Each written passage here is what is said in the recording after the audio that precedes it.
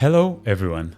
Welcome to a new and very special video. It's been almost 3 months since the Seine X from Maxim de Paris has landed on my counter. I've had some time to really test it out, use it daily as if it would be my main machine, making morning espressos, milk drinks and even pour-overs. Yes, you've heard me well, this machine is capable of making pour-overs. And today it's time for a honest long-term review. But before we get into the details of the video, I would kindly ask you to like and subscribe if you enjoy my content. It would really help the channel development and growth a lot. And good news for you, it's free and it only takes 3 seconds. Back to the video. Quick disclaimer, the machine was sent to me by the brand, but this video is not sponsored, so I have complete freedom over the contents of it. They asked for content, I agreed to test it out, and what follows is my genuine experience, both the good and a little bit less good.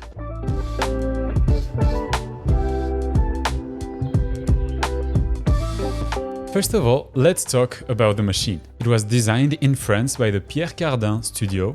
It has this French retro vibe with wood accents, soft curves, and a pretty elegant feel. Build quality is actually pretty good. Metal panels, nice wood finish. It surprisingly doesn't feel plasticky at all. It's an all-in-one machine, which means it technically has everything you need in order to pull a shot of espresso. It's equipped with a 38mm chronicle burr grinder, adjustable grind size, RPM control, you grind either by time or by weight with a built-in scale. It's a pretty good overall grinder, not as consistent as the DF64v for example that I have here at home, but pretty okay for daily espresso. It has a standard 58mm group head, touchscreen control, pressure and flow profiling. It has multiple modes. Classic mode, where you could just choose if you want a single or a double shot of espresso. It has a constant pressure mode, where you could choose, for example, 9 bar, and as the name implies, it would extract at a constant 9 bar pressure. It has a variable mode. You can choose, create, or modify your own profiles. You can choose to start your extraction at, let's say, 3 bar, then ramp up to 9 bar, and then come back to 3 automatically. It also has a manual mode where you can control pressure or flow in real time while extracting. And last but not least, it has a drip coffee mode where you can actually make drip or filter coffee. The machine is also equipped with a built-in scale, so it's able to stop on its own when it reaches your desired yield. It's also equipped with a long steam wand. It has this rubber wrapping around so you don't burn your fingers when you move it around. Steam power is also adjustable, and the machine actually comes with a 1-hole steam tip and with a 3-hole steam tip, so you can choose which one to use. I haven't been able to master steaming with 3-hole steam tip as I am still technically a beginner, so I've been using daily the 1-hole steam tip. It's also got an infrared sensor for temperature control, a pretty clever system that allows the machine to stop automatically when you reach the desired temperature for the milk. Despite what some may think, it's a single boiler setup paired with 2 thermoblocks. But it has a pretty nice technology that allows you to steam and brew at the same time, just like a dual boiler. I just wanted to make a little disclaimer. This feature is not available on the US model due to some regulations there, but switching between brewing and steaming is pretty fast on that model also. For the brewing part, it has 2 Italian pumps connected to the single boiler that is wrapped with one of the thermoblocks, and then it is connected to the group head. This allows very fast heat up times, and I mean really fast, because I'm able to start brewing within 5 minutes of launching the machine.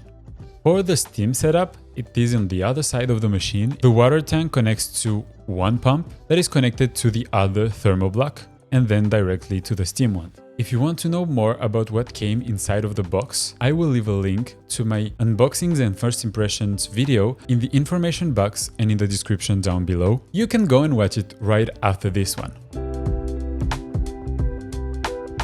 Let's talk about pricing and availability. At the time that I'm filming this video, the machine is officially available in the US market. If you are in the US, you can purchase the machine by using my affiliate link in the description down below. And If the page still shows add to cart, it means that the presale is still active. By using that link, you would get a discounted price of $10.99 instead of the normal price of $12.99. And you also get 1 year free replacement, a Christmas gift set, you will get priority shipping, and it's a commission-based link, so you would support the channel by purchasing through that link. Now, for those of you in Europe, I have also good news. The European launch is planned for the end of this month. However, just a heads up, my affiliate link only works in the US. Now that you have got to know the machine a little bit better, let's talk about my opinion of it and how I felt with a long-term use.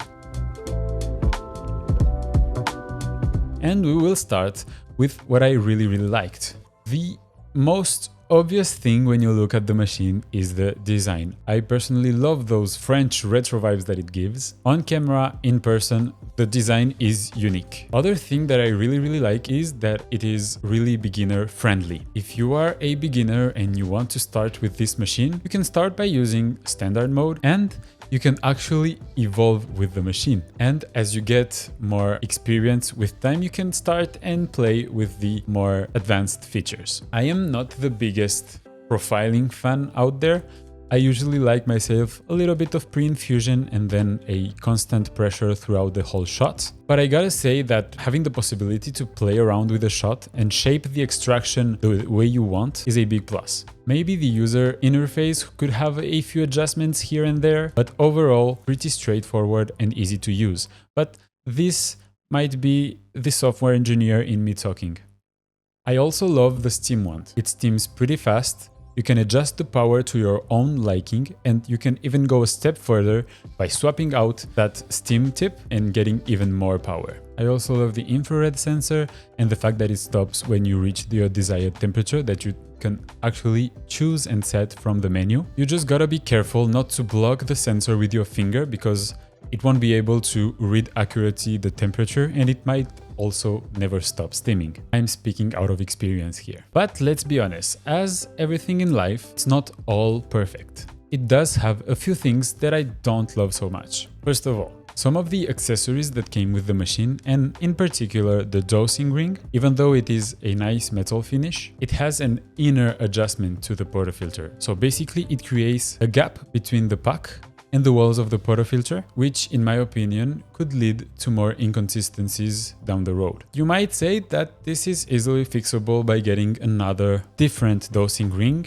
Yes, I would agree, except for the fact that not all dosing rings fit on the portafilter holder of the grinder. For example, my MHW3 Bomber dosing ring would not fit under the grinder. Another thing that could very easily be improved is the water drip tray. It's a little bit small, and what I mean by that is that the steam one can barely get to it when you try to flash after steaming, and obviously that makes flashing the steam one a little bit more difficult, and you can more easily get milk all over the place. And also if you have the built-in scale down, let's say you're pulling a shot and steaming milk at the same time, you would have to wait until the end of the shot, remove the cup, fold the built-in scale in order to have the steam one reach the drip tray. And to finish things off, let's talk about the grinder. Yes, I am not the biggest fan of this grinder. First of all, as you could imagine, this is a thing that all of the built-in grinder machines have in common, or at least most of them, is the coffee beans overheating inside of the hopper. I've realized that if you leave the machine to heat for too long and you pull multiple shots, the ground coffee actually starts to come out a little bit hot, which again could lead to inconsistencies within the shot. So, is the Seine X a good machine? Yes, if you want a beautiful all-in-one machine that takes your espresso seriously and allows you to grow into more advanced features. It's not perfect, and it's probably not made for big coffee purists that are only looking for high-end consistency. Well, this was my long-term review of the Seine X by Maxim's de Paris. Thanks again to the team at Maxim's de Paris for sending me the machine and for trusting me. The communication went very smoothly with them and they were always available to answer all my questions. If you have any further questions, don't hesitate to ask them in the comments down below, or you could join me for any future live streams and we could try the machine together. As always, Don't hesitate to like and subscribe if you have enjoyed the content. I also have a link to buy me a coffee in the description down below if you want to support the channel in other ways. But anyways, I will see you in the next coffee video.